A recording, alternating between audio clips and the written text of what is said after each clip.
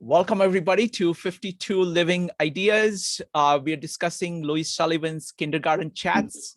This is our second session. If you are watching this first time on YouTube video, look at the links below and look at the introductory videos first before getting into this one. So this is our second session on Kindergarten Chats. So we're going to start with, we got five great panelists today. We got Sherri Tracinski, followed by Maritza, Joia, Rob Tracinski, and Rupali. So Sherri, go ahead. Okay, so I've taken the job of putting historical context and explaining buildings. That's kind of my task. But before I get into that, there are two little details that we've mentioned in the last couple of sessions. I can't remember which one, where I said something that I wanted to make sure I correct. And the first one is about Froebel blocks. And I don't know if if everybody's familiar. I'm going to pull up, we're going to do the old fashioned here. So this is part of a set of what's called Froebel gifts. And Rupali probably can say a lot more about this. But the Froebel gifts, as anybody has any background in Frank Lloyd Wright, influence of Sullivan, the Froebel gifts are something that Frank Lloyd Wright always talks about, as his mother gave him in his crib, and they were these elemental shapes that really influenced his architecture. He talks about it a lot and everybody believes it. But while the Froebel gifts were first made in 1837 in Germany, his mother purchased them at the 1876 World's Fair. At that time, Frank Lloyd Wright was 9. So at the earliest age, she gifted them to him. He would have been 9. And while sure, there are 9-year-olds who played with blocks, they weren't the kindergarten early age element that he was talking about. So I wanted to make sure I wrapped that back around so you guys had that in your mind when you hear that. That's not just everybody else passing along incorrect information. That's Frank Lloyd Wright himself. He talks about that in his autobiography.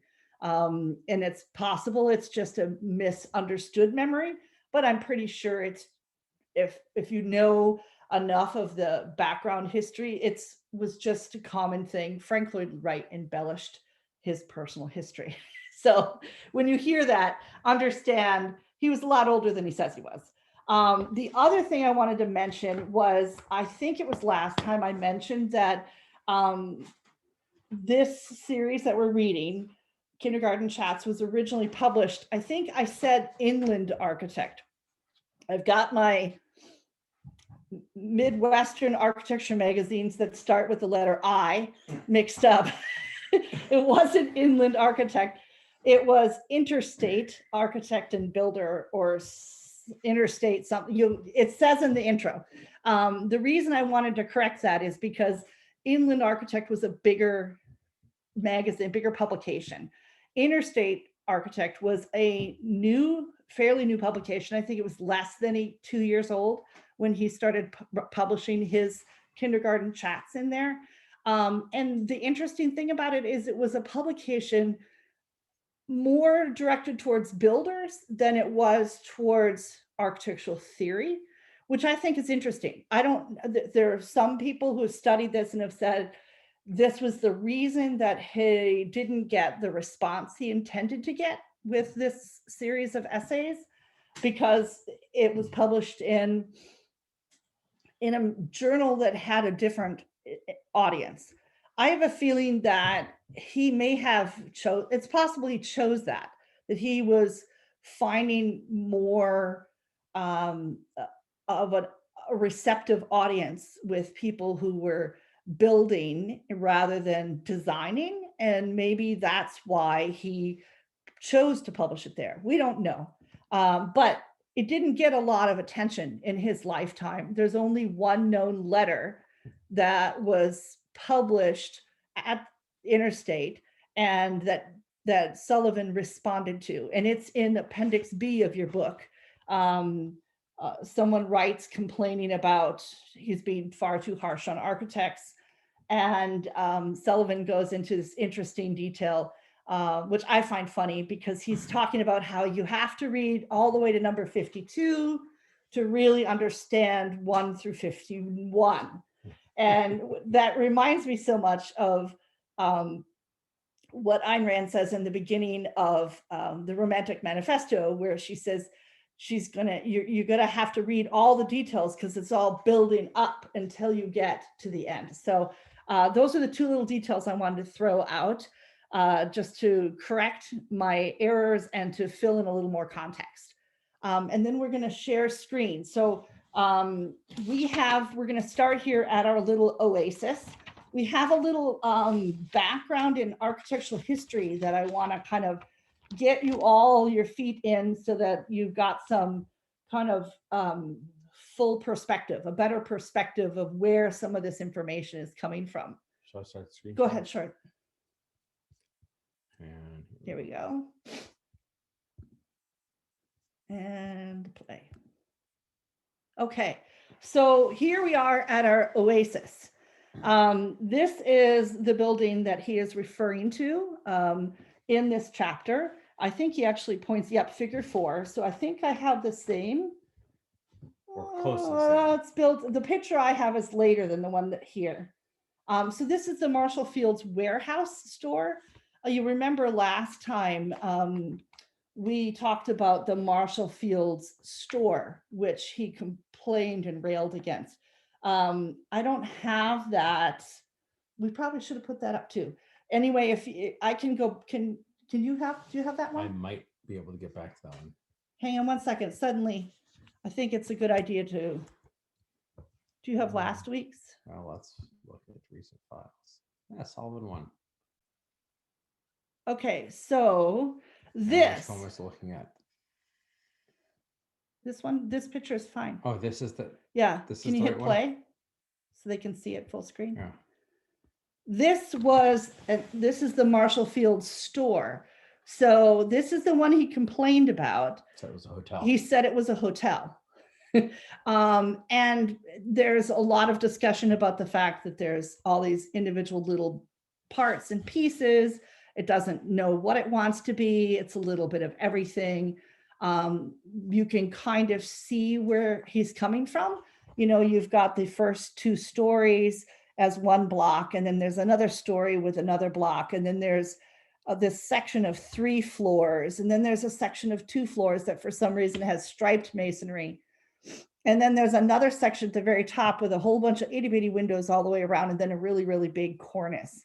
So this was one of the things he was complaining about as a building that is kind of a mishmash, one that's not telling you what it really is. It's saying that it's a hotel when it's really a department store. So let's go to, and I like to correct this because they're both Marshall Fields and they're both in Chicago. So people sometimes don't catch that. I mean, they're pretty radically different buildings, but still it's when you Google searching, you might not get the right one. So this is the warehouse building. And Sullivan is calling this his oasis.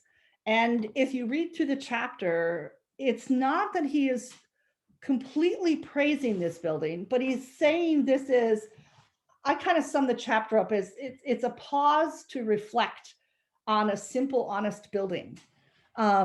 This was built by an architect named H.H. Richardson, Henry Hobson Richardson. And it was built in 1887.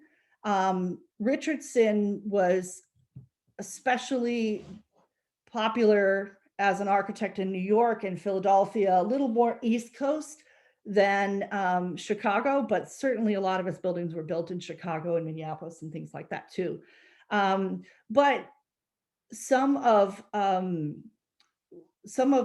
Sullivan's biggest influences, Frank Furness, was also heavily influenced by Richardson. So there is a direct tie between these.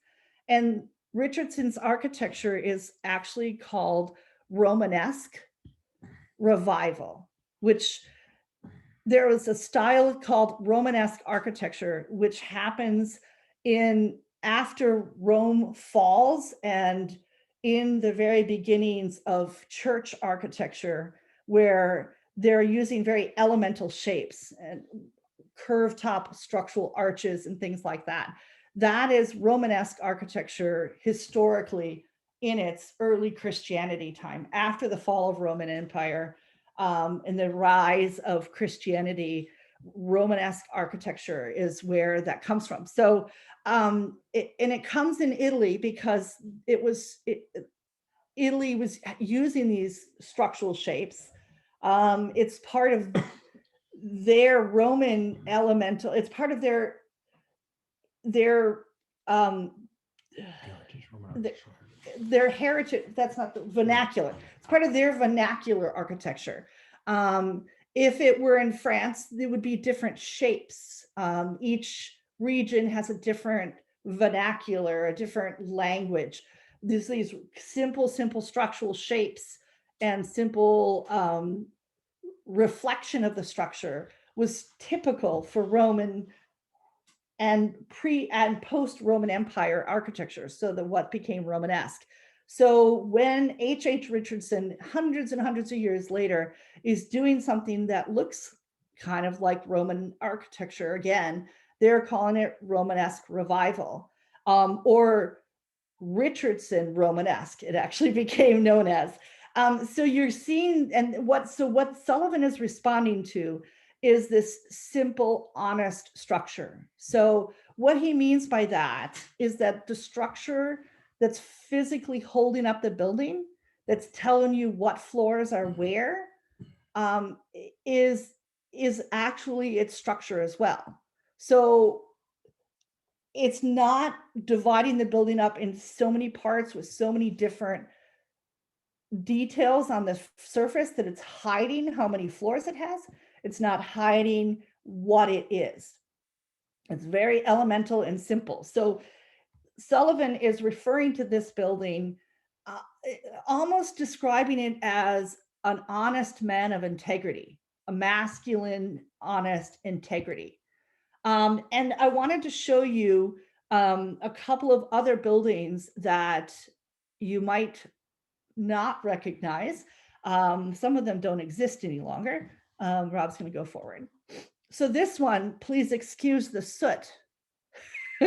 This is Adler and Sullivan's Walker Warehouse. So you can see it's very similar in its simple, honest shape and structure, but it's a little smoother. It's not as rusticated. The stone isn't as rough hewn. It's more smooth. And if you look carefully, this column that's at the corner, as you go up it, you're starting. I think that's actually a sign. But you go up the corner, and you have very, very simple levels of detail, and you're seeing across this face that we're seeing, there's corner columns and then 3 columns that rise simply from the ground all the way to the top. So you're seeing this very rough first level of structure, and then it's divided into smaller, like this between. So you're seeing between every 2 of these tall arches, you're seeing a structural column that goes all the way up to the roof level and all the way down to the ground.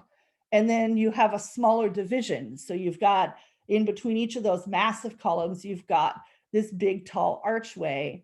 And then in between there, you're dividing up into smaller levels of windows. This is the beginning of what becomes known as the Chicago style, where they have structural members that are reflected on essentially the greater scale, and then smaller divisions that divide up individual floors and individual windows, to the point where you end up getting, I can show later on, we'll get into what's the Chicago window later on to see it exactly, but you see how their whole point of how they're laying out the window details and the layout of the faces of the building are so that you're able to see the structure of the building, so that it structurally makes sense to the person who's looking at it. This building sadly was torn down. It was demolished in 1953. I think it would have made an amazing loft. But I also want to show you another building partially under construction from about the same time. This is the auditorium building. It still exists in Chicago, of course. It was built from 1887 to 1889. It took a few years. So you can see the cranes are up. This is only partially under construction. The tower is still to be built. It's brand new, spanking new, clean as could be. And you can see this influence of this, what we call rusticated stone, this rough hewn stone on the first floor.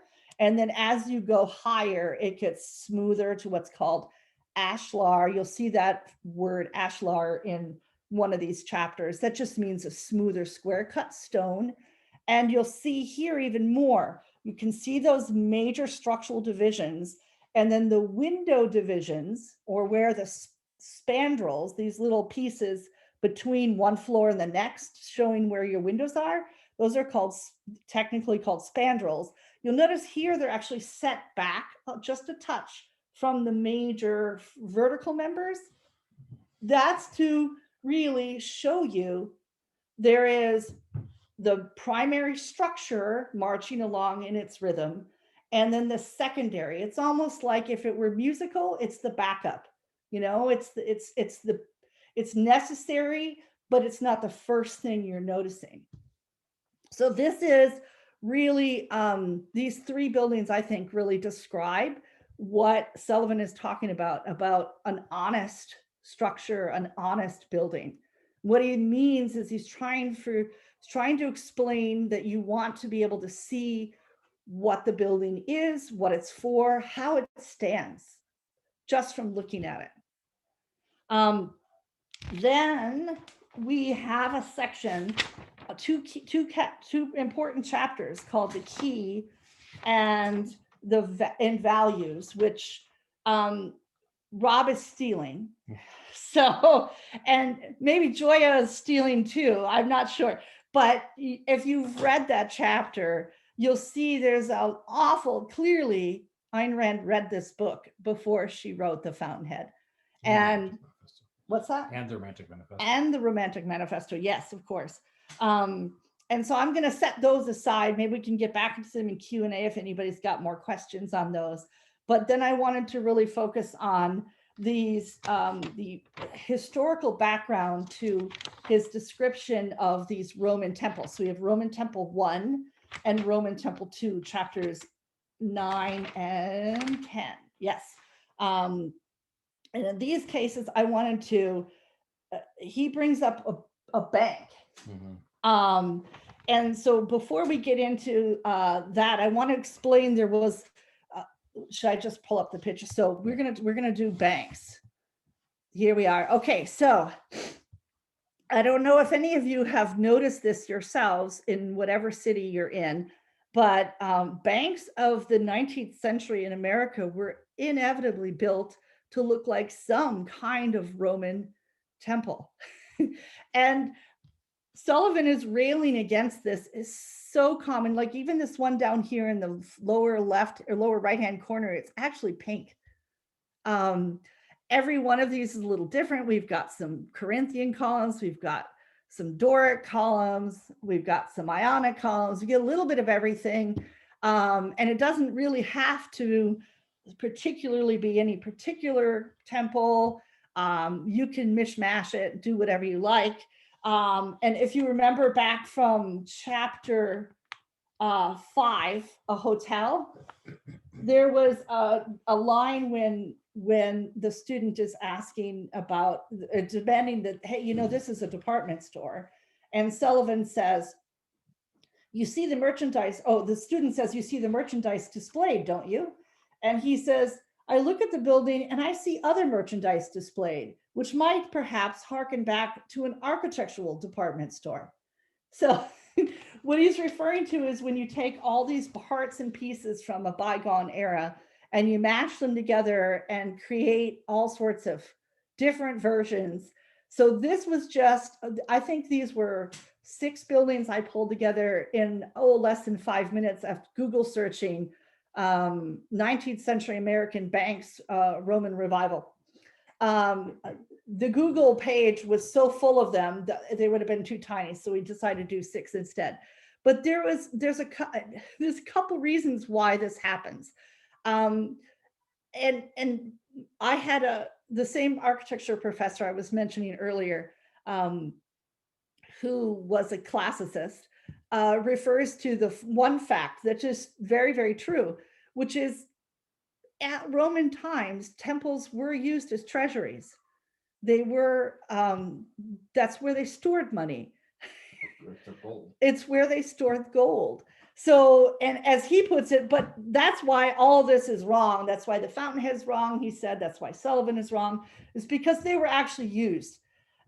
And so I tried to politely tell him that I think he was stretching it a little, but the real reason that that a lot of 19th century buildings, and it's not just commercial buildings, take a look at any state house, take a look at early American architecture, all of it had some tie back to the ancients. And part of it comes through it was the influence of England at the time, which was having its own revival, classical revival at the time. But when America took it, they were taking it really in part because it was from their home country, but a lot of it was because in the early stages of the American Revolution, they were looking to tie back to, and the forming of the country, they were looking to tie back to those ancient Roman Republic ideals. So it made perfect sense to emulate that in your state buildings. So if you look at state buildings around the country, especially in the original 13 colonies, they're all going to have this kind of feel. They were trying to say something very important about their architecture by pulling that old style in. And you'll see this also in houses, especially on the East Coast. Alexandria, Virginia is one very, very historic place full of its original housing stock. And back then when they were originally built, they were called Georgian style. Of course, nod to King George. Most of the people here were British colonists. So that all made sense. You try to emulate what you had at home. But once the revolution happened, then there was a split, both politically and culturally, but that shows up in the architecture as well.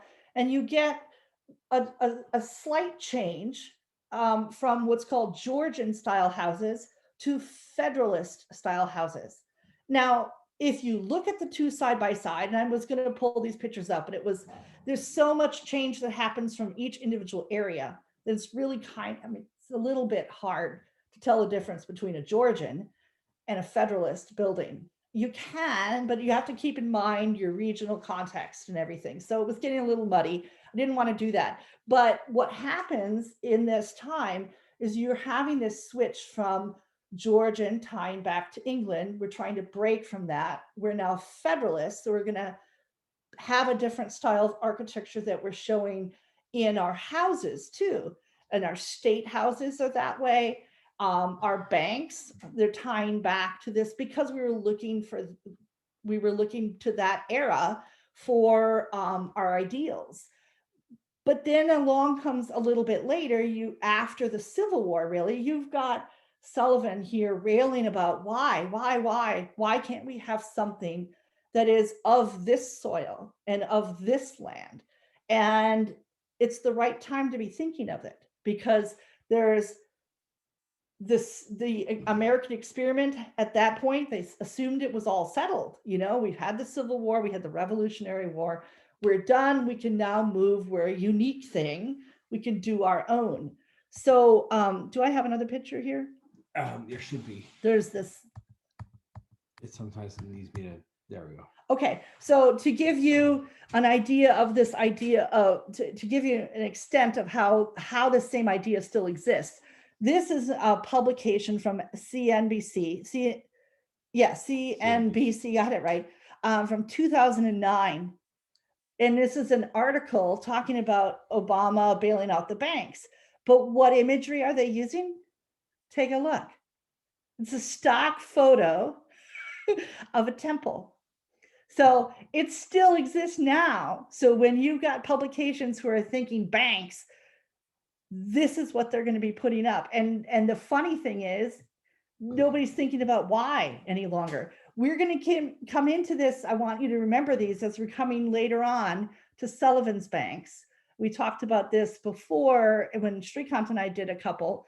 But as we go further on in this book, we'll bring back Sullivan's idea of banks, which is radically different than this idea. But I wanted to, so as we're talking about these Roman temples, I wanted you to get this sense of where that's coming from.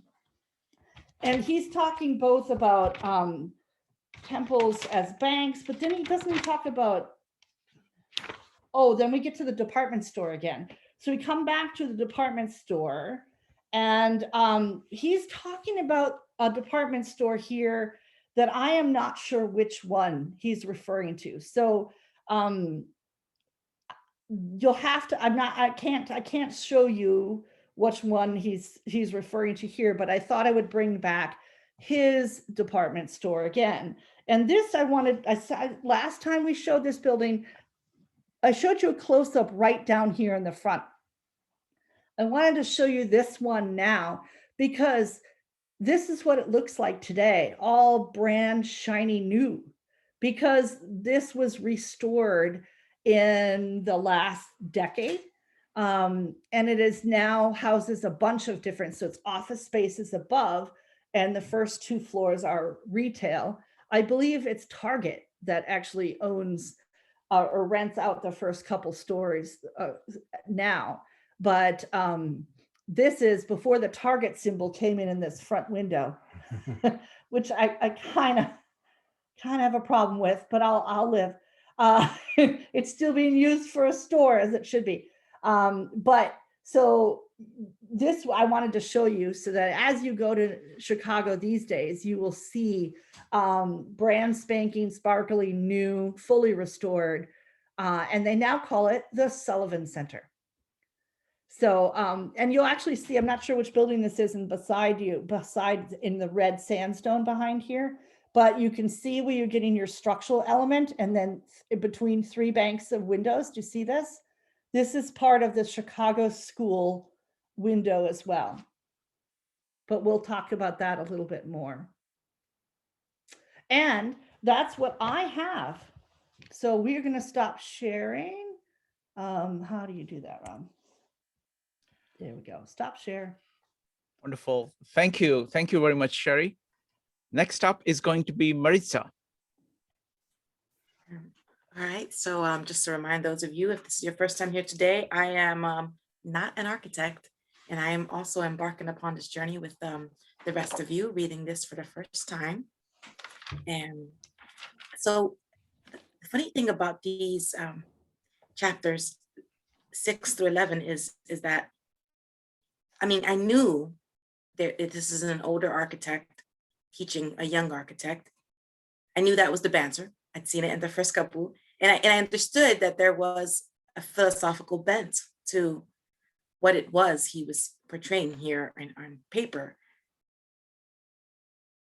Even so, I find I was just utterly unprepared for the depth of that which I hear in these pages. It's in the collectively looking at these chapters, what he's doing is basically he's telling us that the world in general is constantly in this need for finding balance, and that both the individual and society has a role to play in it, and that we as an individual shape the role that society plays. And he cautions us on values and on truly hearing and listening to that around you. And so that's like the 1,000-foot level that I'm seeing here. But so if we, drill in just a little bit, looking at them, there's so many little like sound bites that I just wish I had all this time to share with you guys. But, obviously in the interest of time, I'm not going to do that. But there are a couple things I just have to put out because I just have to.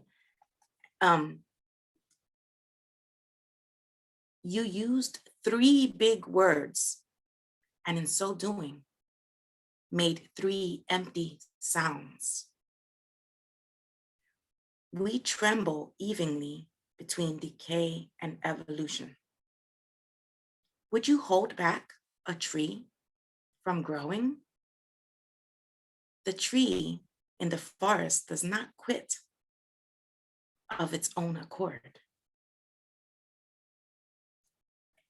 These are from the first 2 chapters, and they're out of order. I just plucked them randomly, but it's like he's saying to us that we need to look deeply for meaning, but not overly critically. And it's that balance. So there's also 2 words of the day for us here. And I'll admit it, I had to look them up. I'm not ashamed to say that. And they both have to do with balance. So the first one is equipoise, which is a balance of forces or interests. And the other one is avoirdupois, which to me looks like a French word. I'm probably saying it wrong if it's supposed to be said in English. And that is a weight or a heaviness. And to me, and those are in different chapters. And to me, that those 2 words really do describe the entire 6 chapters. I hear a constant drum talking about balance throughout all of these chapters. But then it gets deeper, and he makes me go into a corner again to cry. It's so in the chapter, I don't know which chapter was it. Well, naturally, the chapter called Values, right? There are 2 paragraphs here, and I've highlighted so much of this book already so as to be not as useful as it could be. But he says, he's talking about stuff, and he goes, "Oh, you have a value, have you? What is your value outside of your bank account? Who values you and why? What are you good for? And I'm sorry, what are you good for when you are sifted down and your externals removed? What is your worth? What have you ever done? What can you do? Who are you? What are you? Why are you on earth?"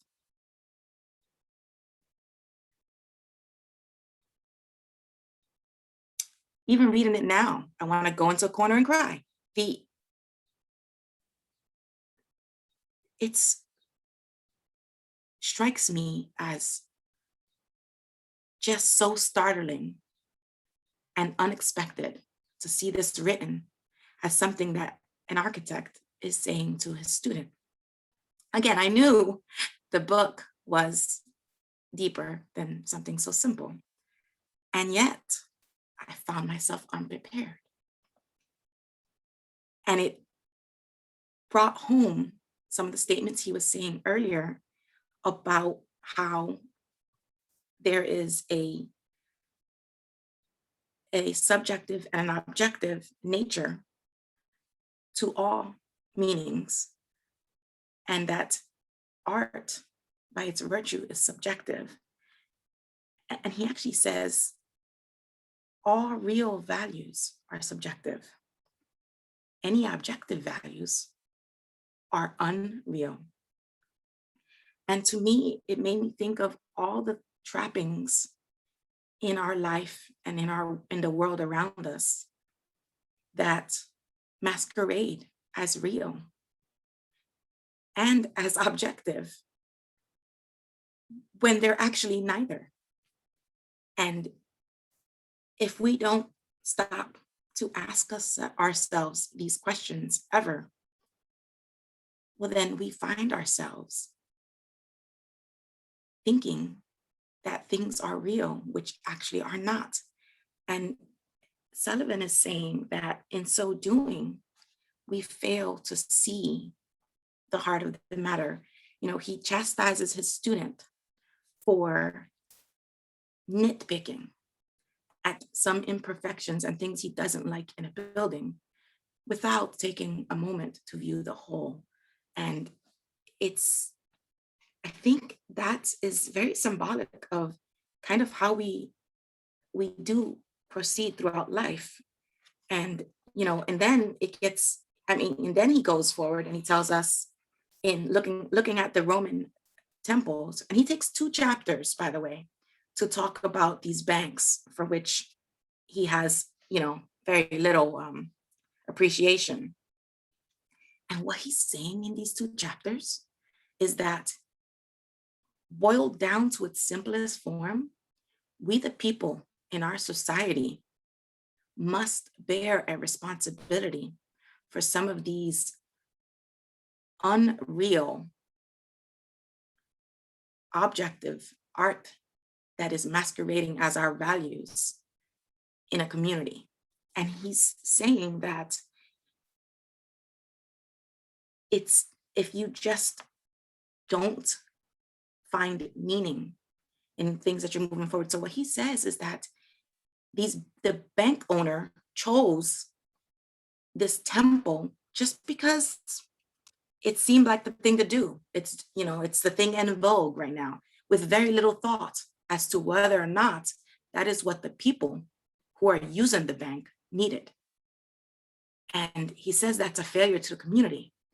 And so, because I had already, you know, I'm still like, you know, bleeding from the earlier words in his previous chapters, I take that down to a deeper level and I'm going, okay, so what he's saying is that we traumatize our society today and in the future, even by something so simple as just not being pensive or like methodical in your thinking and your actions. And that's, I mean, it's insane. And I am, a couple of things I'm gonna skip because I saw parallels with the Fountainhead here, but I think that's covered by a couple other folks. But I'm gonna say just a few little more things.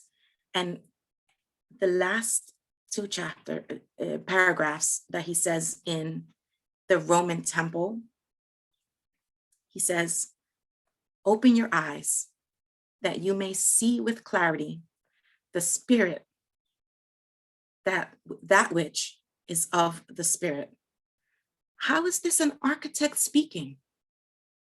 It's so profound that I tremble even now reading it for maybe the 3rd or 4th time. To half close your eyes is to belittle the creative power of mankind.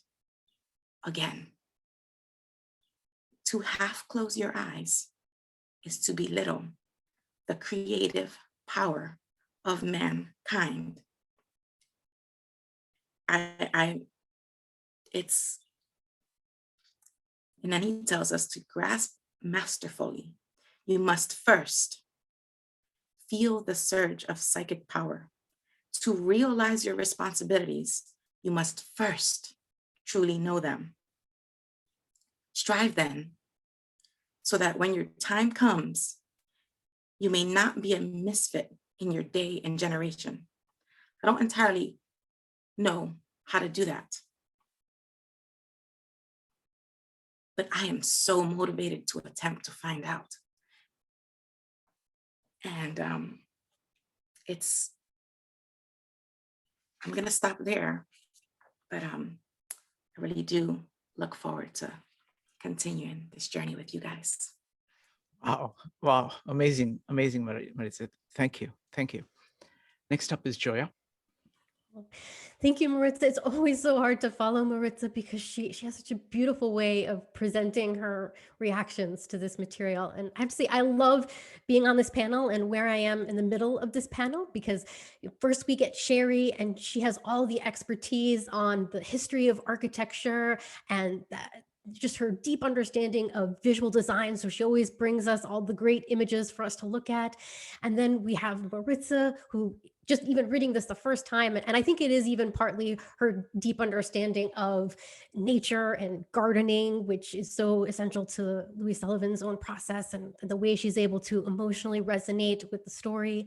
And then we have Rob, who's such an expert in politics and philosophy and nonfiction writing, and then Rupali with her background in architecture and education. And this text is so importantly an example of the education process. So what is my place in this panel? And when I think about what I hopefully bring to our discussion and where I'd like to take the conversation, on one level, I'm really interested in the literary aspect of this text. Literature is part of my background. And this really truly is a literary text. Even in our previous discussions, people were commenting on how you almost have to read this book as a kind of poetry.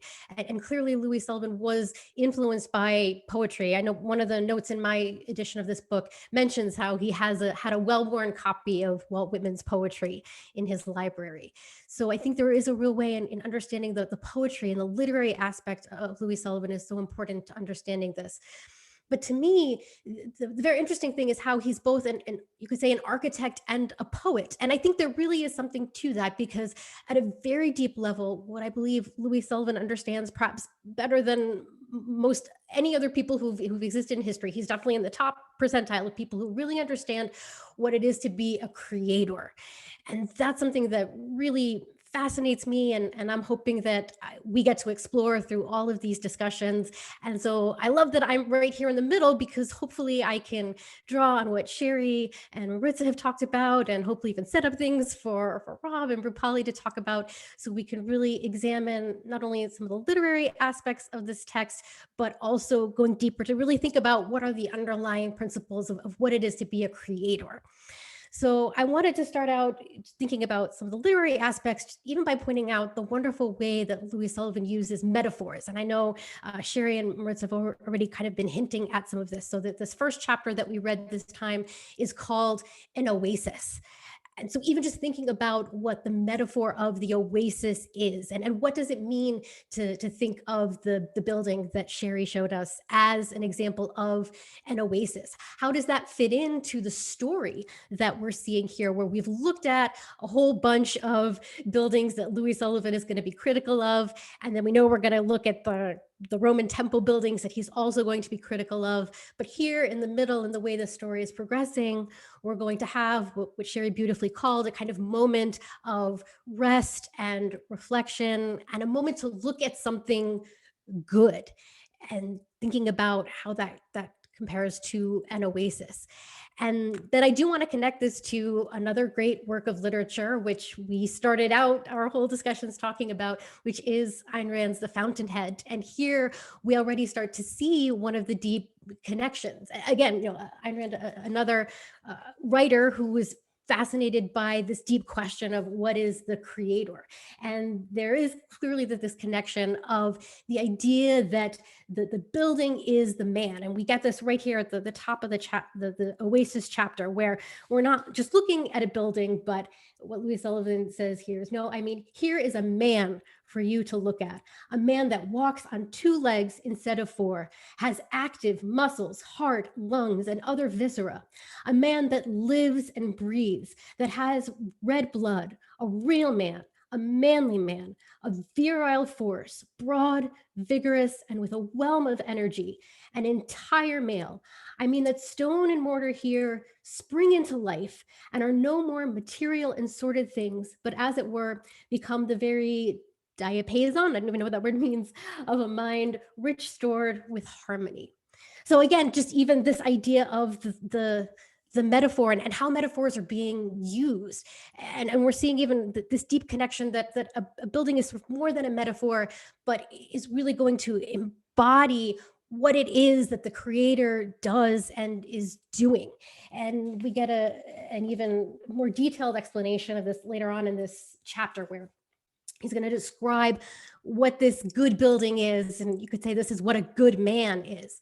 4 square and brown, it stands in physical fact, a monument to trade, to the organized commercial spirit, to the power and progress of the age, to the strength and resource of individuality and force of character. Spiritually, it stands as the index of a mind large enough, courageous enough to cope with these things, master them, absorb them, and give them forth again. Impressed with the stamp of large and forceful personality, artistically, it stands as the oration of one who knows well how to choose his words, who has somewhat to say and says it as the outpouring of a copious, direct, large, and simple mind.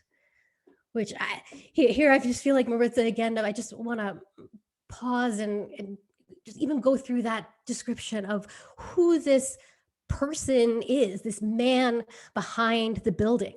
But luckily that then gets us right into the very next chapter, which is called The Key. And the key, again, here is another one of these really interesting metaphors. It's one of those words in the English language where I think we've reached a point where we almost forget that it's a metaphor, because we talk about key ideas or key projects or even key clients, and we forget that there is that metaphorical relation to the key that is the tool, the one tool that you need to unlock the door that gives you entrance to presumably whatever it is, all the things that you want. And here what we're going to learn is that the key is this idea of character. And of course, as someone interested in literature, I'm fascinated by the idea of characters who make up our stories. But then there's also that other meaning of character that's related to just the characters that are the people in the stories, but that gets to who it is, who a person is, that is going to be what we then also perhaps even see symbolized through the buildings. And this is when we really get to this idea that I think is so essential to this vision of what it is to be a creator. Again, something else that I think links Louis Sullivan also with Ayn Rand's vision of what the creator is, which is this idea of going beyond surface causes to the deep causes, with this focus on causality. And I imagine that Rob's going to have a lot to say from a philosophical point on causality and thinking about the deep causes. But I did just want to bring up this quote, so hopefully we can talk about it more, where here Louis Sullivan says, "For the true cause of a building is not external, but internal. It lies proximately in the mind of one man, and that man, the architect. If the mind is normal, the building will be normal. If the mind is awry, the building will be awry. Indeed, whatever the mind is, the building will be its image, regardless of materials, regardless of labor, regardless of costs." And then we get also in this chapter his definition of and his idea about what character is all about. And it's interesting here that he relates character to mechanics. So he says character is that, in the technical language of mechanics, which we would style the resultant of all the forces at work in an individual man. And it predetermines the amount and the direction of his energy. So I just even wanted to pause on that idea as we're thinking about character and we're thinking about causes, and then what is the connection between that deep cause and the energy, and what the energy will go into, the direction of the energy. I'm just going to take us to the next chapter, which is very straightforwardly called Values. And here I absolutely love the quote that Maritza brought up too, where we're thinking about subjective values versus what he calls subjective versus objective values. And this quote here, that all real values are subjective. All objective values are unreal. They dissolve under analysis into subjective value after subjective value. And the residuum, if ever we reach it, is not what man made, but what nature gave. And what nature gives is never objective. It resolves itself step by step, remove after remove, into the infinite creative mind. And in my notes, what I put here is that the way I see this is he's saying that all material values ultimately are spiritual values. They ultimately go back to the creative spirit. So that's just another idea that I love, and I hope we're going to explore more. And then we go into the sections on the Roman temple. And then for here, I just wanted to make this sort of last connection with the Fountainhead and the idea about imitation. But it's interesting here, Louis Sullivan's connection to what makes imitation bad and connecting it with what you might call the social value of architecture. In this case, I think there's even an interesting distinction between Louis Sullivan's view and Ayn Rand's view, although it's very clearly linked. But so here he says, I just want to read the quote that I have here. Oh, they didn't work this out. So at the very top, the student says, isn't it the question of if someone wants to build a Roman temple, isn't it just a question of temperamental selection, of scholarship, of individual taste? And Louis Sullivan, the teacher, says, he doesn't mind it if he will make it in his own backyard. If it is for his own private use, gratification, or amusement, I see no objection. But when he puts it on the people's highway and labels it modern American architecture, there are those who will cry humbug, and what is worse will prove it. Furthermore, the true architectural art, the art toward which I would lead you, rests not upon scholarship, but upon human powers. And therefore it is to be tested, not by the fruits of scholarship, but by the touchstone of humanity. And I think that's interesting because, we see in the Fountainhead, for example, that Howard work would, I think, never be okay with imitative buildings in anyone's backyard even. And I'm sure to a certain extent, Louis Sullivan agrees. I think he wants to see this vision of the modern architecture in private and public life. But I think it is interesting here that he's really stressing about the public art that we have, and what does this say about us as a society? What we were saying before about the building that represents the man, and it's all about this idea of the organized commercial spirit and trade and representing that individuality, that there is something about this society that it's important for us to see in the architecture and in the buildings that we're creating, in perhaps the literature that we are creating, and what does this mean for us as a society and for education? And so that's where I'm going to end it and leave it to Rob and Rupali to pick up. And I'm sure they're going to say lots of interesting things here about the philosophy and the education as well. Wonderful. Thank you, Joia. Appreciate that. And everything that you said about, I will hope to cover it. The book itself, what we have done so far is, in the first section, we have kind of cleared out the ground. He's clearing out the ground. Here he's kind of putting some things down, which are harbingers. Okay, these are the seeds that are going to grow. And we have not yet begun to grow that yet. And that's going to be the rest of the book, folks. So next up is going to be, yes, Sherri. Yeah, I just wanted to throw in, what is diapason?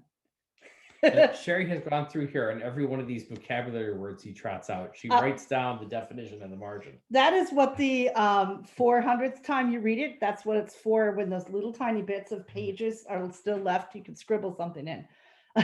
But no, diapason, this is another, it's always good if you're reading Sullivan and you don't know the word, to think it is either A, related to gardening of some way, or B, related to music. And this one's music related. A diapason is an 8-foot organ pipe. So what he's meaning by that, it becomes the very diapason of a mind, rich, stored with harmony. So he's talking about the 8-foot pipe organ is the one that just sort of fills the whole room with sound that you feel in your bones. So that's what he's meaning. And it's when you know that, that makes that sentence even richer. So anyway, that's what diapason, word for the day. Thank you. Next up is Rob. All right. So I wanted to talk a little bit more, follow up on what Joia said about the parallels to the Fountainhead. And I am stealing a little bit because all of the passages, I'm going to give you 3 little passages here, all of which are extensively underlined by the previous reader of this edition. But there ones that really jump out to you if you read the Fountainhead. And one is where this is in the second chapter 10, the one that's the second run of the Roman Temple. There's a line here that says, it is essentially a second-hand word and can have no place in the working vocabulary of those who demand thought and action at first hand. And this is, the whole theme of the Fountainhead is about the first-hander versus the second-hander. And this is, for those who are fans of the Fountainhead, the idea of, oh, well, that guy, he's a second-hander, comes down as sort of slang or terminology for a watchword for someone who does things at second hand. And it's interesting to find this in Kindergarten Chats, and we know that Ayn Rand read this. So Sherri and I were talking about this earlier. It was the first title of the book. Yeah, her first title of the Fountainhead was Secondhand Lives. So one of the things we were wondering, and we don't have an answer to it though, and I don't know if anybody has an answer to it, is did she get the idea of firsthand and secondhand from reading Sullivan? Because this has to have been among her earliest research for the Fountainhead. So it's possible that, did she have that already on her own before she started reading Sullivan, or did she pick that up from Sullivan and say, yes, this is good? And you can see that even the facing page from there, he talks about this Roman temple as being in the hand-me-down style. So it's the same idea, first hand versus second hand. The other one that jumped out at me is, it's here. It's just above the second hand style part, hand-me-down style part, where he talks about how he says, you and I know well enough the reason why that bank building is an imitation Roman temple is because it is easy and cheap. They do not know how easy it is for the architect to turn to a book of plates, pick out what he wants, and pass it on to a draftsman who will chew this particular architectural cud for a stipend. I love that style. But the idea of simply taking, there's a line in the Fountainhead about how when this historical style was in its heyday, that the best architect was the one with the biggest library. It's true. He would open it up and he'd pick out, one of his picture books, and there would be an engraving of the elevation of a Roman temple. And he would, as Sullivan suggested, he would hand it over to a draftsman and say, put that on the front of our bank. And then, our design is done. I went to the library, I picked out a plate, I handed it to the draftsman. The design for the exterior, for the front facade of this building is now completed. And it was that sense of copying. So I think these are things that were clearly very influential on Ayn Rand and the Fountainhead. It does remind me of Maritza's reactions to canned goods. So this is the library of canned goods being handed over. Yeah. And there really were plate books at the time. I mean, there's still plate refers to actually originally a print sheet. Well, I think it originally referred to the printer's plate, the engraving. Somebody would actually engrave in lead the picture, the drawing of the and these were very, very expensive investments to make to create this printer's plate of an engraving there. Engraved printer's plate of a big fancy drawing of a building. So it was a major thing. Oh, this is plate number 1. And, you'd be like 12, you have a giant book and there'd be 12 plates because they were very expensive and difficult things to do. Not like today where, you could put a Run lot it of off on the pictures. Xerox. All right. Yeah. So, so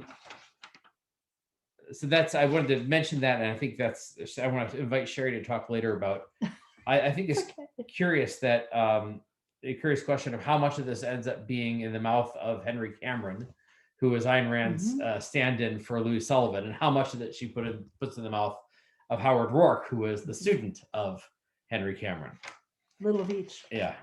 I think she actually saves a lot of it for Rourke because she wants Rourke to be the one giving the architectural theory and not have, she wants to focus on Rourke and less on Cameron. All right, so going back to the previous chapters, the ones that jumped out at me were the key and values. And this is one I think is actually influential, not as much on the Fountainhead, but has a lot of connections to all the stuff we were talking about in the Romantic Manifesto. Yeah. Because this is Sullivan really sort of playing around with this or moving in the direction of this issue of a sense of life. And the idea of being that what makes a work of art or a work of architecture important, what gives it value is not the materials, but the idea that the materials embody. And you've already read some of these passages. Remember the word significance. Oh yes, that's right. And that's the one that we both highlighted. Where he says, remember the word significance. It stands for that which we seek. And that sort of rang a bell because throughout our discussion of the Romantic Manifesto, we kept talking about these metaphysical words like important and significant, and how these conveyed how these words conveyed the idea that Ayn Rand was trying to sum up with it as metaphysical value judgments or a sense of life. That when you say something has significance, that is basically saying that you think this is metaphysical. This has to do with the very nature of the world that man lives in and our place in the world.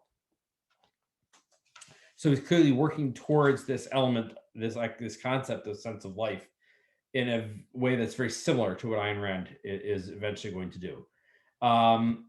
And that brings me to, he has that great section. I'm trying to find it here about how the materials of the building do not, the tree does not quit the forest of its own accord. I love that line.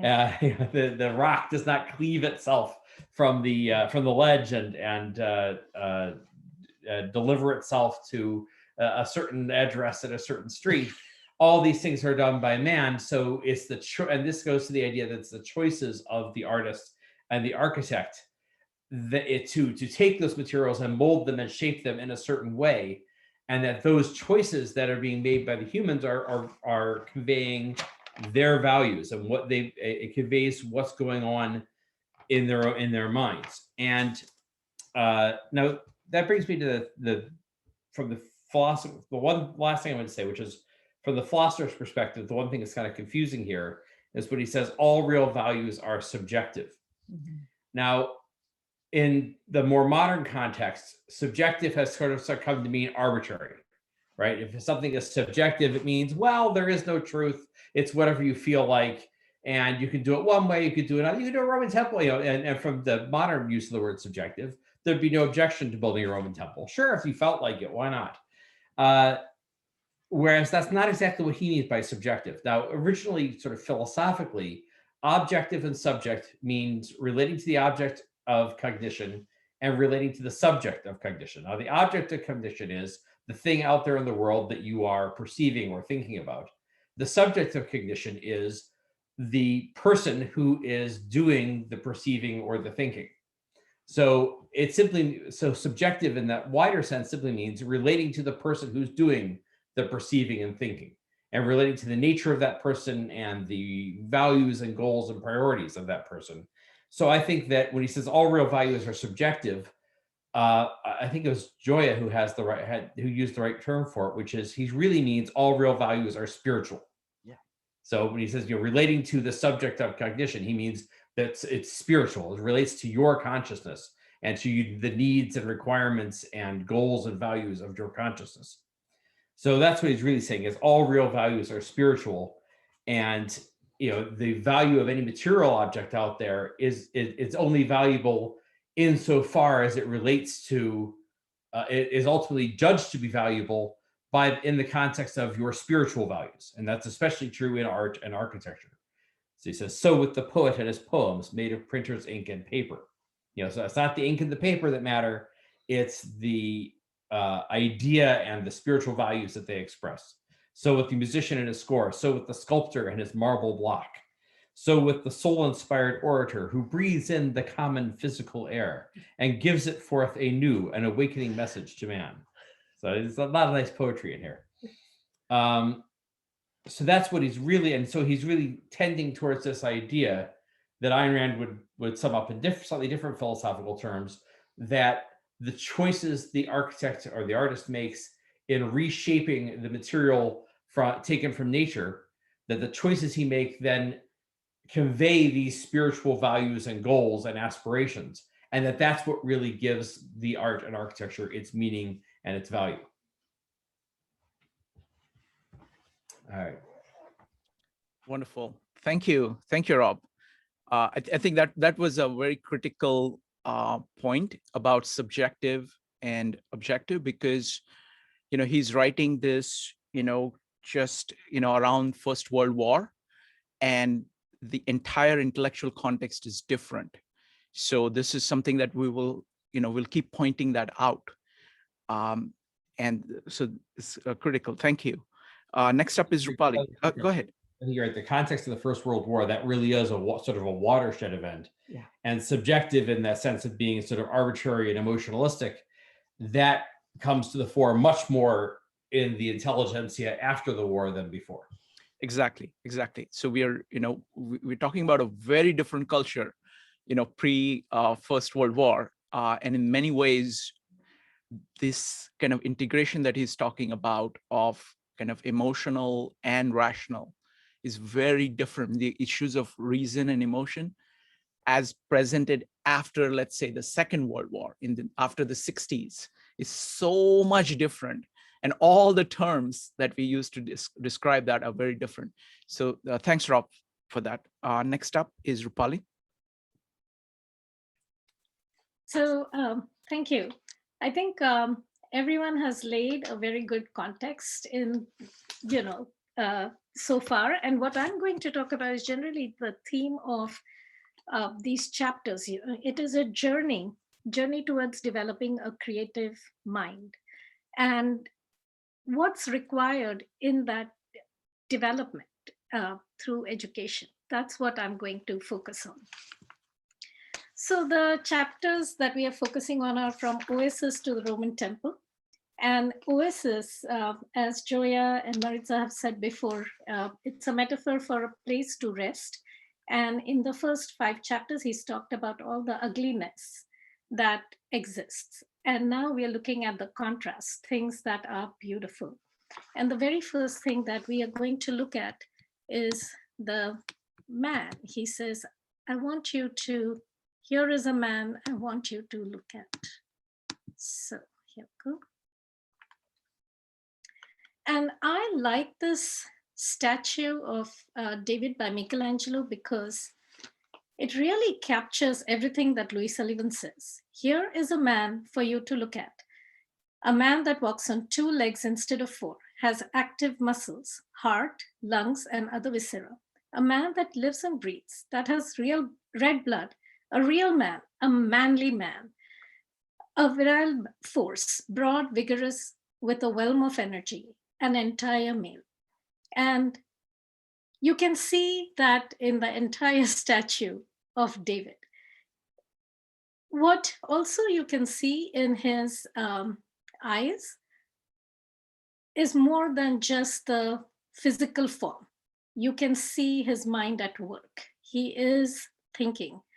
That's unique, very unique to human beings. And that development of the faculty to think, to observe, and then make decisions That's what architects have to do. That's what humans have to do on an everyday basis. We have to assess and to develop that thinking mind or a mathematical mind to problem solve is what Louis Sullivan is going to help us do through this book. The other feature of this statue that I want to highlight is his hand. And you can see, there's going to be action. So there's thinking and there's going to be an action. And he's preparing for that action. But it's not just an action without thought. And so that, I think, captures what a manly man is in this case. And Sherri talked about Henry Hobson Richardson.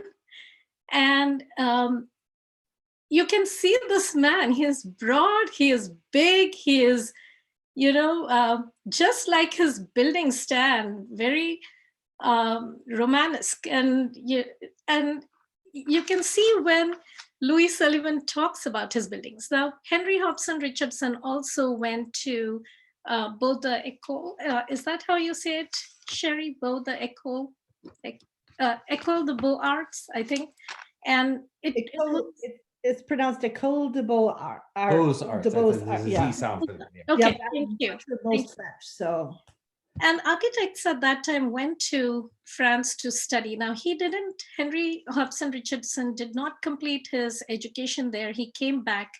He started working in New York, and he was not challenged. So he was always looking for more. He was seeking for more, and he wanted to do something that would reflect the times that he lived in. And so he developed his style, and Sherri did a fantastic job of explaining the Marshall Field warehouse. So I'm not going to go into that, but you can see the man and his building. You can see in his eyes, you can see the vision, you can see his determination. So I wanted to take it from a form of art to a real man. And I want to take you to another real man in India. This is the man I talked about, Vishnu Joshi, and he is the pioneer of ferrocement in India.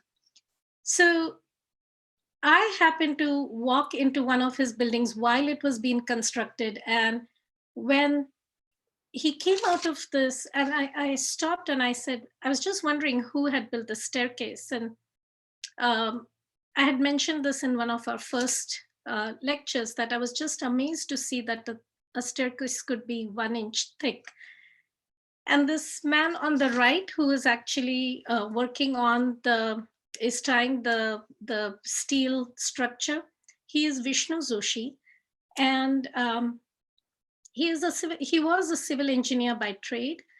He had studied in India, then moved to United Kingdom, then come back. He wanted to do something different. When we looked at Henry Hobson Richardson, he wasn't just satisfied with status quo, needed a challenge.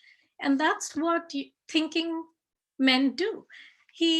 When Vishnu Joshi worked in engineering firms in big cities of India, he found that every time he tried to talk about efficiency, every time he tried to talk about new forms, he was met with resistance.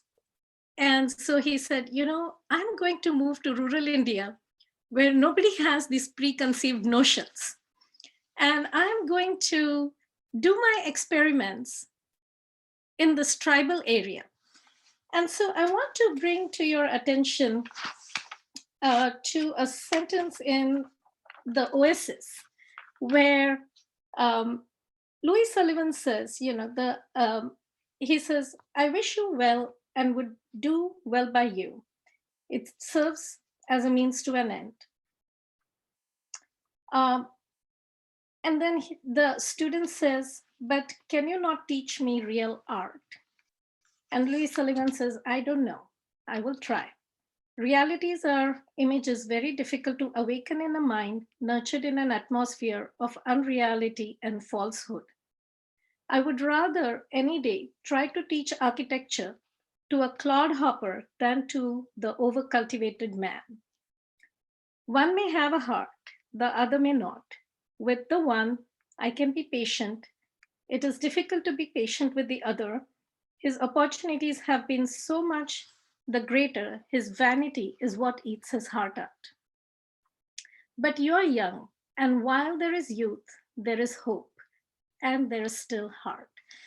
So what Vishnu Joshi did was he moved to rural India. He spent 14 years there perfecting his art on ferrocement. He tried all kinds of designs. He made boats, he made structures, he looked at the social fabric, and he looked at what was going on and what problems they were having and trying to fix those problems. So he took the local tribals who had never been to school before, and he taught them mathematics, he taught them engineering, he taught them how to build with steel and concrete, he taught them proportions. And these young men who were really wasting their time either getting drunk or just, not really being very effective, they were motivated. They became the best teams that built ferrocement in India. And while he was doing that, he realized that these tribal people didn't really have good health. So his wife, she started a community kitchen where she would get the wives of these men, young men, and help them. She educated them on hygiene, and they cooked nutritious food every day for the entire community.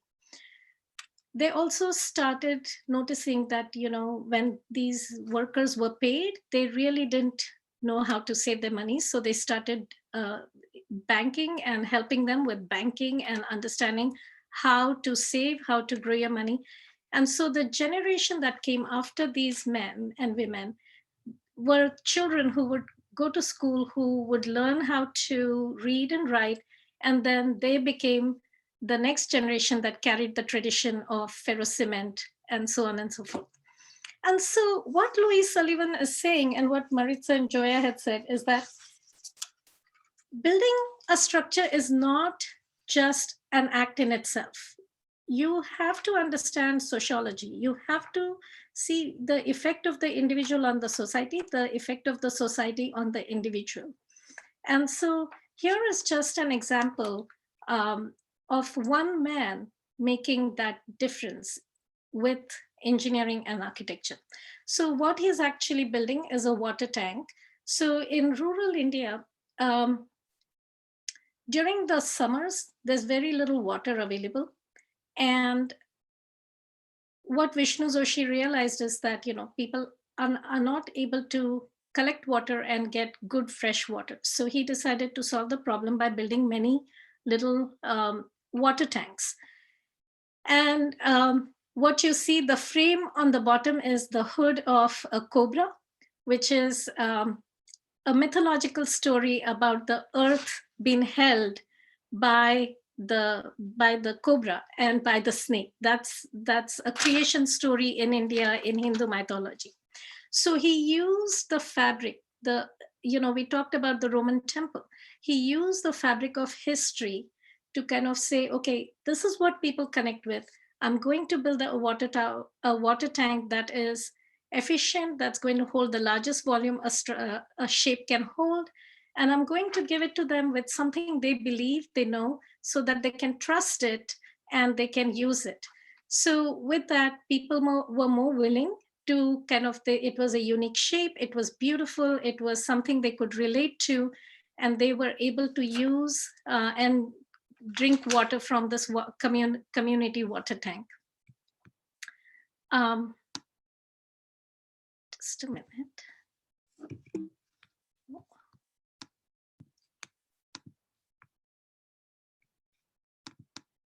So here are all these tribal men who are learning who became the people who started doing ferrocement, and you can see he trained them well. And here's the completed water tank on the right.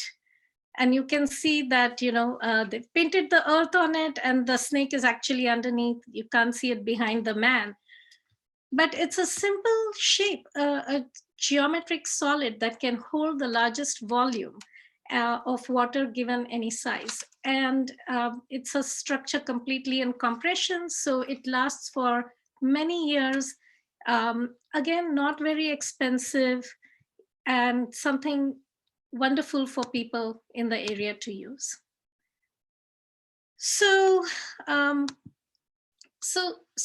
what he says is, where there is hope, there is, with the youth, there is hope and there's heart. And I feel, as an educator, that's where I feel this book, of course in architecture, but also in education. So that brings us to the key. And what he's talking about in the key is, assessing first the outwardly features. The outwardly features kind of just talk about who the person is, what the person is. But then Louis Sullivan is inviting us to look deeper and saying, what is the character of this person? And how do you develop that character? So in this building, actually, Rob just read this a little while ago. I think Joia read that too, and Maritza too. A tree does not quit the forest on its own accord, nor does the stone split itself from the mother ledge. And it's the moment the human element makes its entrance into that absorbing drama we call architecture. And I want to highlight Maria Montessori, because in her lecture in Kodaikanal in India in 1946, she talked about man and supernature. And what she says in that context is that adaptation is important for all living creatures. She says, if you take a fish and says, oh, you poor fish, you're just all wet and cold in the water, let me take you out in the nice sunny weather and enjoy the sun, that poor fish is going to die. And so she says, it's important that you understand what nature is. You understand how nature works. And she talked about how biology was so, stripped of all of this natural cause and effect, but it was just, okay, here is the classification, and this is how you study the classification, right? But what Maria Montessori does is she invites the student to study the life forms. She invites them to study history. She invites them to study language. And she, in the curriculum, shows how everything is connected to each other. One of the things that she believes firmly is that humans have the power to think, and humans have to develop that power. It's not something that comes like walking or talking by imitation, but it's a process that has to be cultivated. And that happens through education. So she calls, things that humans create supernature. She says everything is nature, man is part of nature. And when man takes all that exists in nature and puts it on a higher plane, that is of supernature. So she, very much like Sullivan, talks about using what you have, observing what exists, and then making sense of it. In the Romantic Manifesto, we had talked about, in the chapter Art and Moral Treason, Ayn Rand talks about the process of a child's development consists of acquiring knowledge, which requires the development of the capacity to grasp and deal with ever-widening range of abstractions. This involves the growth of two interrelated but different chains of abstractions, two hierarchical structures of concepts, which should be integrated but seldom are, the cognitive and the normative. The first deals with the knowledge of facts and reality, the second with the evaluation of these facts. The first forms the epistemological foundation of science, the second, the morality of art. And what I want to show here is that, in the first picture, so these two paintings are by Brian Larson. And the first painting, you can see this child is putting the last piece of blocks. We've talked about Frank Lloyd Wright and his stories about the Frobel blocks. Building is so intrinsic to children. I remember when my son was younger, Shrikant would come over and they would build together, and then they would lay out the blocks and they'd count, and they would organize them by color, by shape, by size. Every day it was a new activity. On no 2 days were the structures the same. They would challenge each other. Can we build a tower that's as tall as you? Oh, is it as tall as Shrikant? Can it be taller than that? And they would kind of try to build these structures and challenge themselves. And in doing so, children learn the cognitive features or the objective features that Louis Sullivan talks about in the book, right? That everything you see around you, you appreciate through your senses, whether it's taste, sight, feeling, and then hearing, and then collecting all that information and making connections in the brain to then start saying, okay, what can I make from this? So the first part is the cognitive development of the child. And it's important for children to learn those grammar skills, to learn those mathematical foundations, to understand the basics, because without that, you're not going to be able to create something new. Louis Sullivan talks about the importance of learning history. So in the Roman temple, he talks about the idea that, yes, you do have to study history, but it has its own place.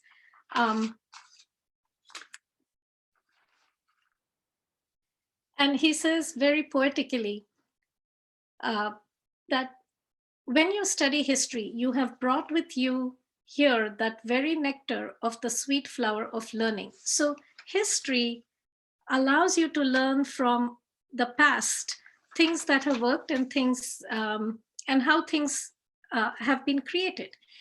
Now, just replicating that is not a good idea. So now the second painting, you can see this child looking out in the distance, completely enthralled by the rocket taking off. And she doesn't have the skills to read and write and do her science and math that's required to be in that rocket that's taken off, but she clearly has the imagination. And that imagination comes from, from within. And that's the part that is you're trying to develop in a child. That's the subjective part, that after everything that you have stripped the elements of, where you're saying the physical features, the character within is what you're saying is the sense of life, or here's what I would like for myself. Here is what I can do. And you can see this child building her own rocket with her wagon and aluminum foil and duct tape and things like that. So those are the two things that stand out for me in the chapter, The Key. And going on to the next chapter, Values, I think, again, I want to go back to Maria Montessori. She talks about the moral grounding of children from a very young age. And on the left is just our set of values at the school that I run. It's the TEC School Think, Explore, Create in Worcester, Massachusetts. We have 6 core values that we embody at our school, and the children do too. The question is, what Louis Sullivan asks, and these are very similar to what Maria Montessori asks in the cosmic curriculum that she developed for children ages 7 to 14. And she says, what Louis Sullivan says, your values must be revalued. What is your own value? What is your value outside your bank account? Who values you and why? What are you good for? What is your worth? What have you ever done? What can you do? Who are you? What are you? Why are you on earth? That's a good question. Why are you on earth? And a big question in the Montessori curriculum that children are asked over and over is, who are you? And the discovery through a Montessori curriculum is, who am I? What is my purpose? How do I fit in the social fabric? How do I fit in this world? How do I fit within my classroom? How do I fit in within my family? What's my role in the family? What's my role in the community that I live in, whether it's the largest school, or in our case, we're part of a church, and then the city, the town that you live in on this world. And our science teacher takes them on a large journey through the universe. And so she has them write a postcard from any place in the universe. And so they are out in the universe, they're discovering new things, and they have to send her a postcard about, what they're seeing and what they're experiencing.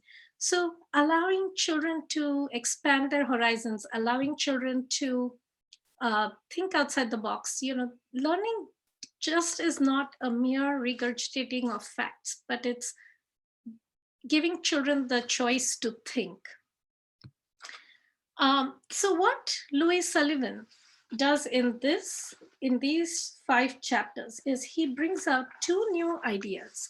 He brings the idea of democracy. It's the first time he uses the word democracy. And Maria Montessori, in her pedagogy, talks about freedom. Those 2 words are so interrelated, right? The democracy is freedom, freedom is choice, choice gives way to individual expression, and individual expression gives way to creativity. Individuals make up a society, and that society, that civilization becomes an innovative, creative civilization. So what can a teacher do for a student? And Louis Sullivan very gently says that to the student, that I wish you well. I mean the best for you in this journey. But what we are going to do is we are going to awaken what's latent in you. It's the human nature, it's the human spirit. All of us have that. And we are going to take the next few chapters. We are going to go on a journey to understand what creativity is, what thought is, how you will develop that. It's an invitation to transform yourself. So these 5 chapters for me, I feel, are very crucial in learning how to transform ourselves, learning how to discover, how to see, how to observe, make connections, and see what's, out there. We've barely even tapped the surface, so scratched the surface. So I think that's what these 5 chapters kind of encompass. Rupali, that was brilliant. That was just amazing. So there are 2 things I want to comment on. One is that I think your example of the architect from India, Vishnu Joshi, actually shows what Louis Sullivan is talking about. The standard that you have to hold yourself to when you're making something. You're trying to make something that actually makes life better. You're not just trying to say, okay, somebody wants a building, here is a building. No. You're actually trying to deeply understand the context in which you operate. And you are trying to understand it deeply enough so that you can provide new solutions for that. And you are judging yourself and judging everything that everybody else is doing by that standard.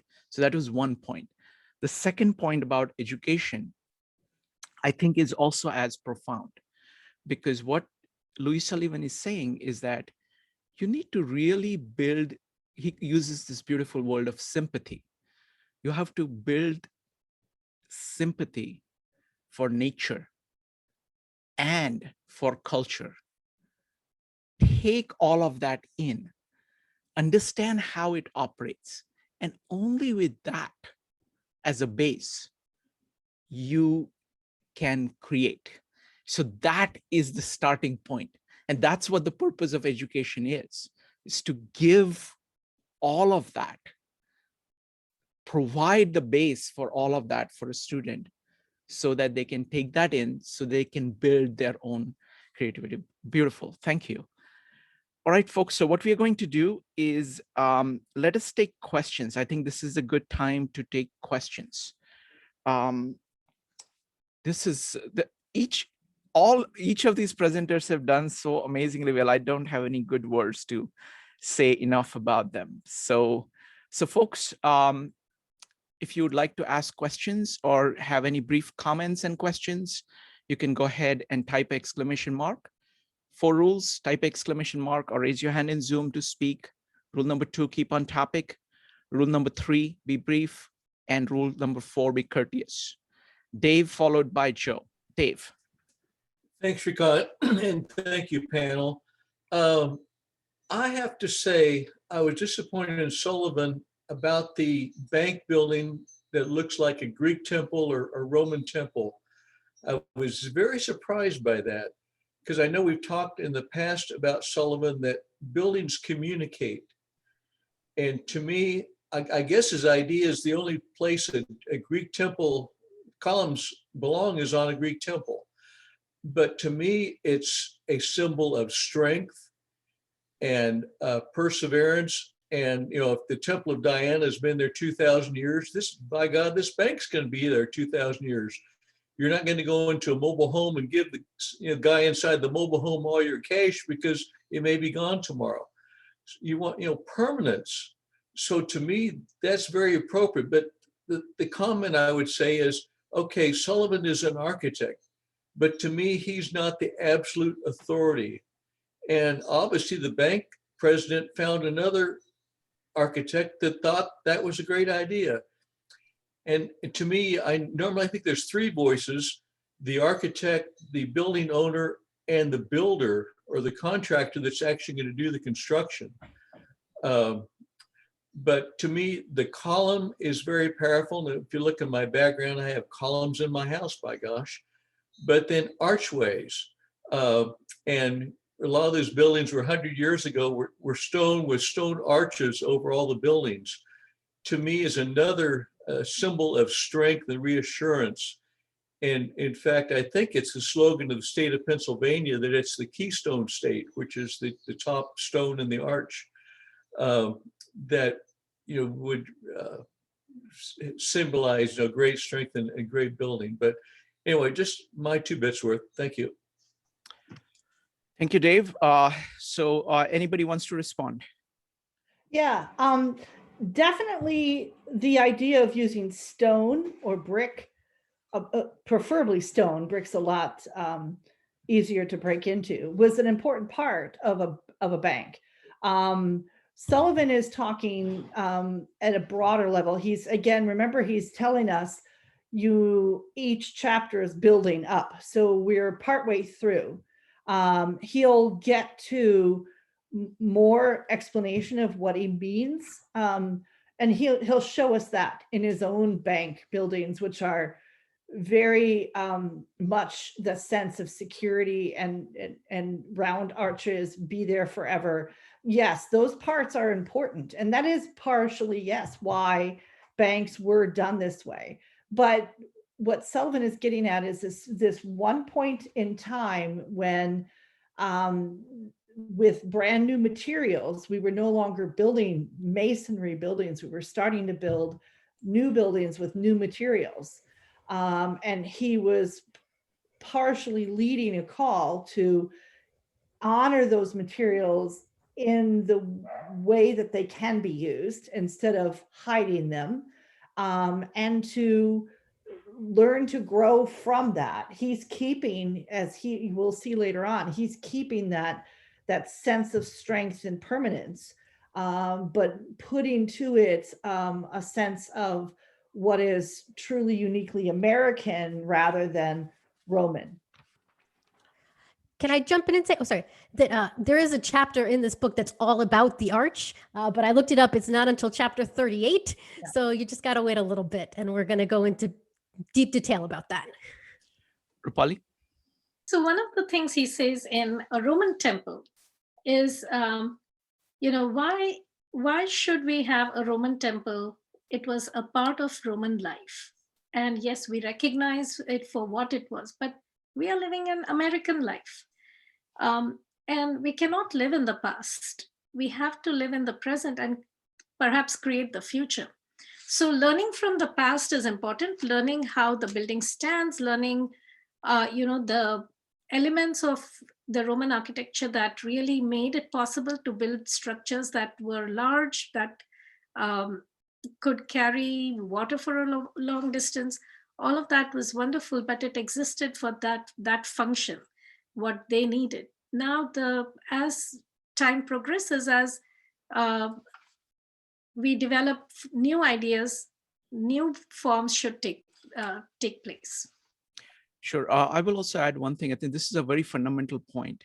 One thing is that you would find that Sullivan actually studies these things with great depth, and he has a very clear understanding of why Romans built the way they did, and what kind of impact it had on Romans at that time.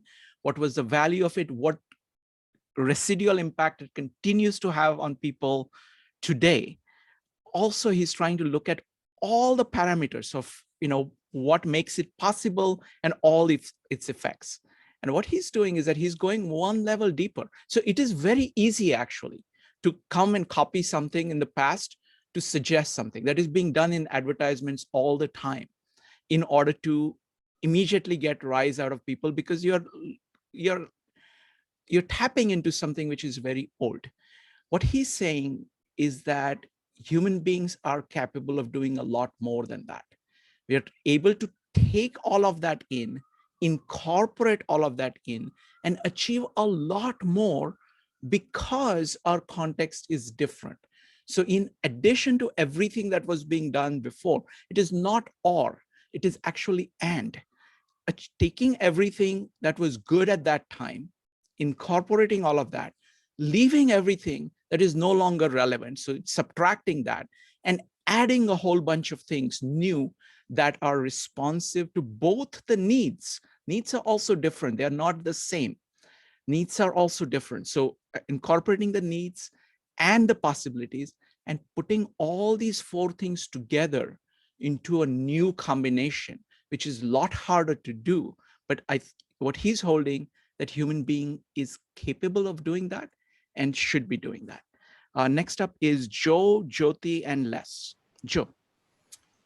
Actually, no, that was a really interesting exchange that you guys just had, because even the idea, how American banking system is even set up. It's set up like a communal banking system in many cases, and then there are national banks. So there's like two different forms for them. It's just an interesting thing that I had thought about a lot when it comes to the design of banks in general and their functions. But my question has to do with more about the educational purposes of it, where he talks about it. He'd said something along, I forget, I think it was Joia that quoted it, something about where it's not about scholarship, but it's about human development. And I get more of the impression that character development is as much in becoming an engineer or an architect as it is any kind of mathematics or any kind of hard sciences that we're talking about. So that he's talking more, this is a much deeper calling than just saying you're going to be building a bunch of, banks or whatever, or setting up a bunch of buildings. You're actually looking at the needs for humanity. So he's almost talking about it from a very, very deep perspective. I see it as he looks at education as a character development function, not necessarily all the other things that we traditionally think of. Is that understanding correct? Yes, yes. Remember at the beginning of this book, the student has finished their degree. So they've learned all the nuts and bolts. And that's when he says, now we need to teach you something really basic. And just so you're right, he's really getting down into that core of who you are as a human and what you bring to society through your work. If I may, I just wanted to read a quote, since you talked about character.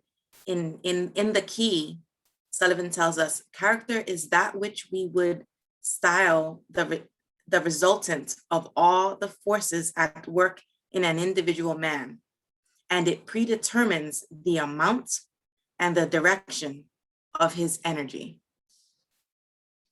I think that agrees like perfectly with what you were saying, Joe. One of the things that happens in schools, there's a lot of theoretical knowledge. And one thing that Louis Sullivan did was he started working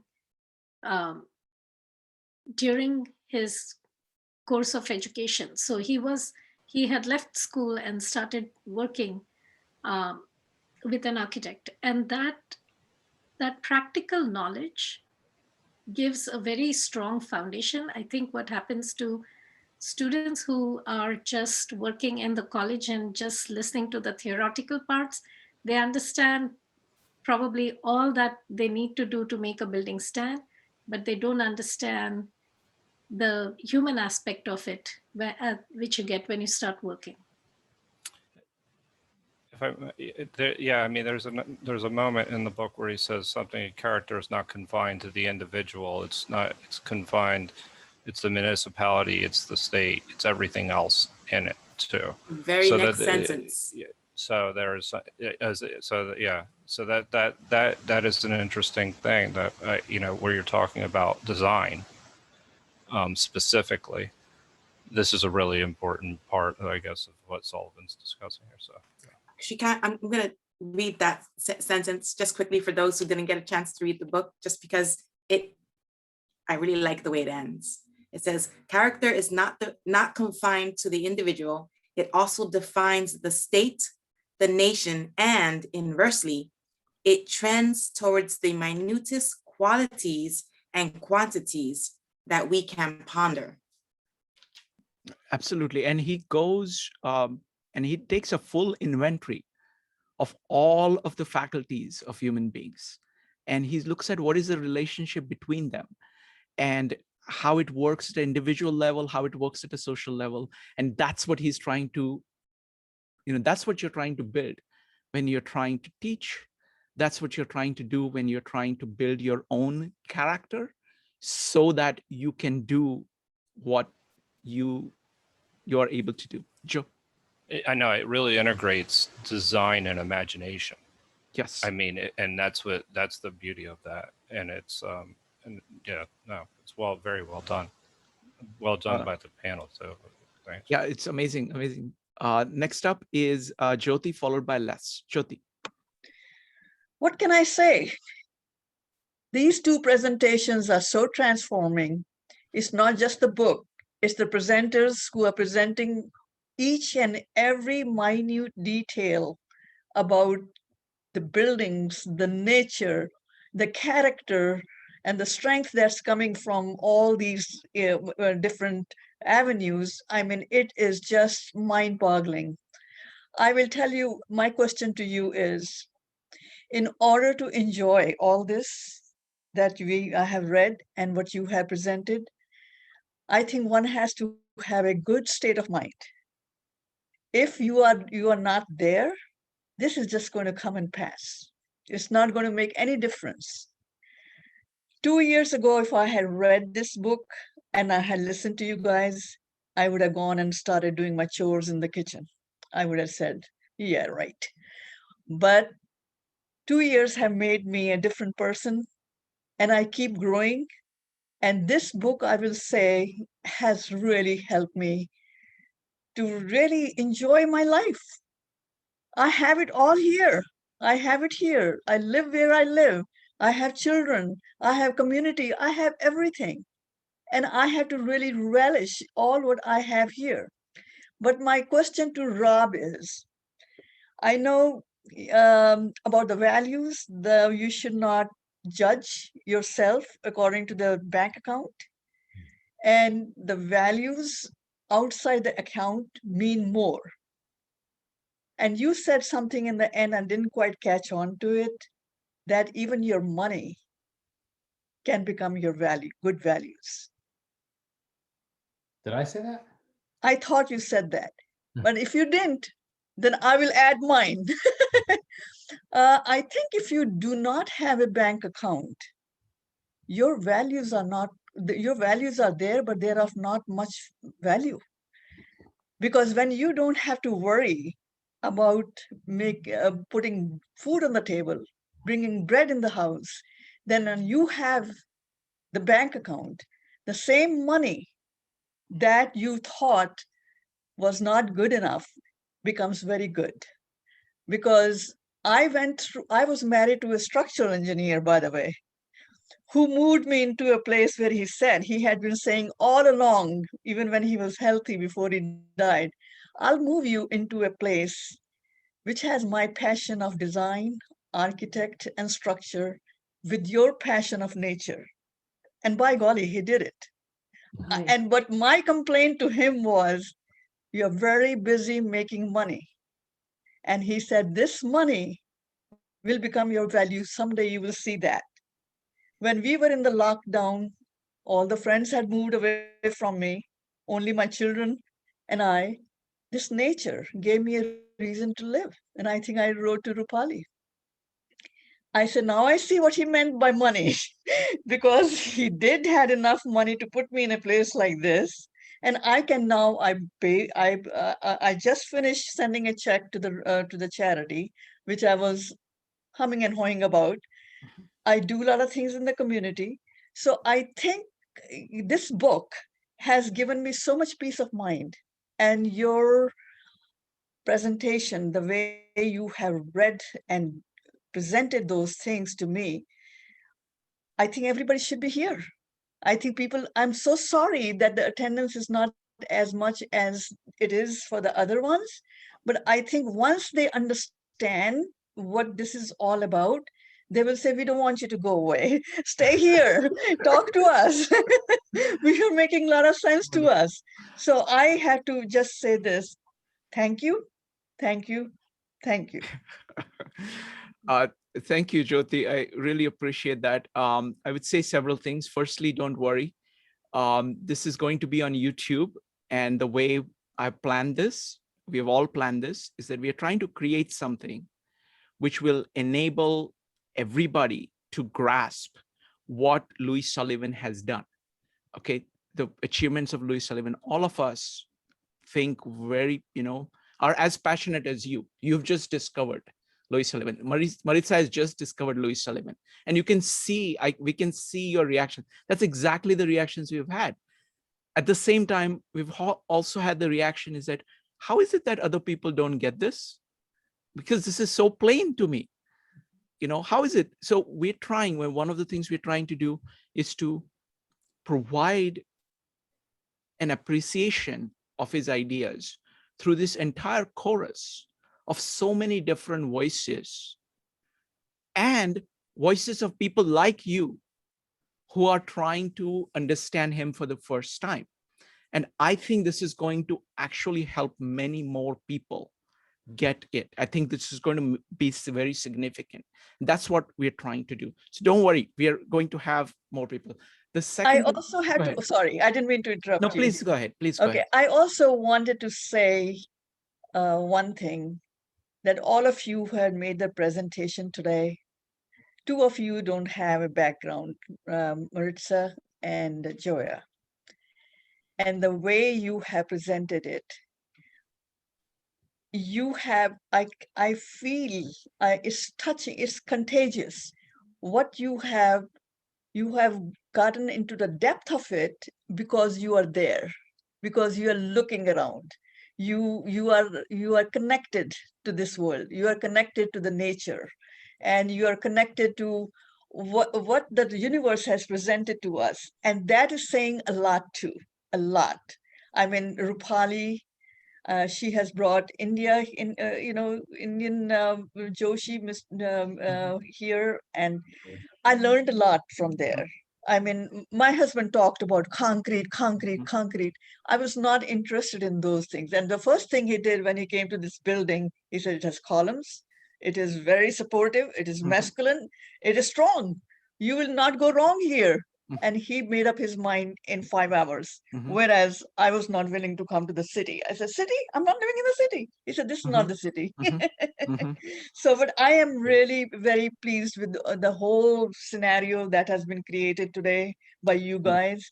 And I will take it with me. Thank you. Thank you. Thank you, Jyoti. I also want to say that, Louis Sullivan is a philosopher. So this is really not about architecture. It is wonderful to have both Sherri and Rupali because they can put things, they can actually demonstrate his ideas much better than what I could hope to do.